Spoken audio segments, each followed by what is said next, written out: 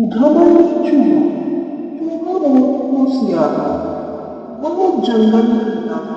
उसने अपना एक छोटा सा घर बनाया था। जंगल के पास एक घर था। उसमें एक छोटा सा बच्चा था। उस बच्चे के पास लॉन्ग बूट थे, लेकिन वह छोटे हुए थे। उस लड़के ने वो फेंक दी। बंटी चूहा, ये जूते तो बहुत अच्छे हैं, मैं इसमें आराम से सो सकता हूँ। बंटी चूहा एक जूते को घसीट कर अपने घर के नीचे ले आता है। दूसरा जूता लाने की उसकी हिम्मत नहीं थी, इसलिए वो उसे ही साफ करके उसमें अच्छे से सोने का बिस्तर बना लेता है। फूलों से उसे सजाता है।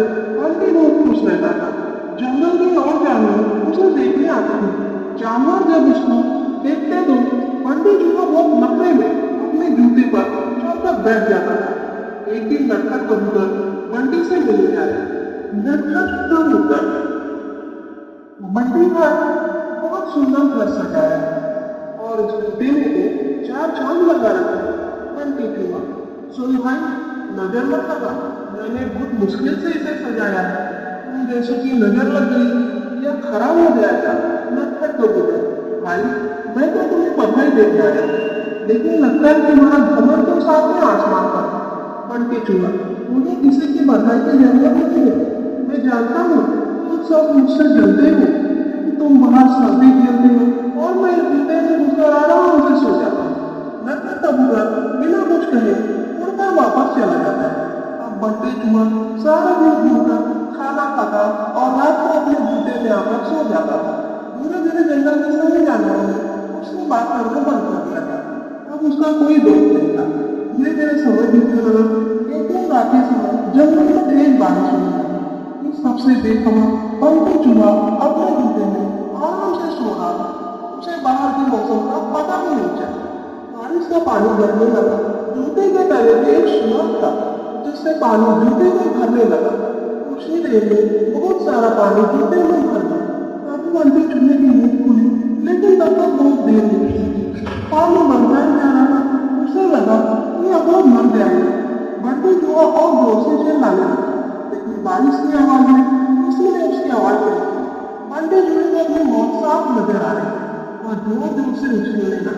उछलते उछलते उस जूते के बाहर निकलना चाह रहा था, लेकिन जूता इतना लंबा था कि वह बाहर निकल ही नहीं पा रहा था। इधर दूर एक घोंसले में नटखट कबूतर अपने बच्चों के साथ बैठा था। नटखट कबूतर, बच्चों, लगता है किसी के चिल्लाने की आवाज आ रही, कोई मुसीबत में थी। उसने बाहर निकल के देखा कि आवाज एक जूते में से आ रही थी। वह तुरंत समझ गया कि बंटी चूहा जूते में फंस गया है। नटखट कबूतर बिना देर किए किसी तरह उठकर वहां पहुंच गया और जूते के ऊपर बैठ गया। उसने देखा बंटी चूहा टूट रहा है। बंटी चूहा, कबूतर भाई, मुझे बचा लो, नहीं तो मैं मर जाऊंगा। नटखट कबूतर, क्यों, तुम्हें तो इस जूते के सिवा किसी की जरूरत ही नहीं थी। बंटी चूहा, भैया बचा लो, मैं तो मन में आ गया था।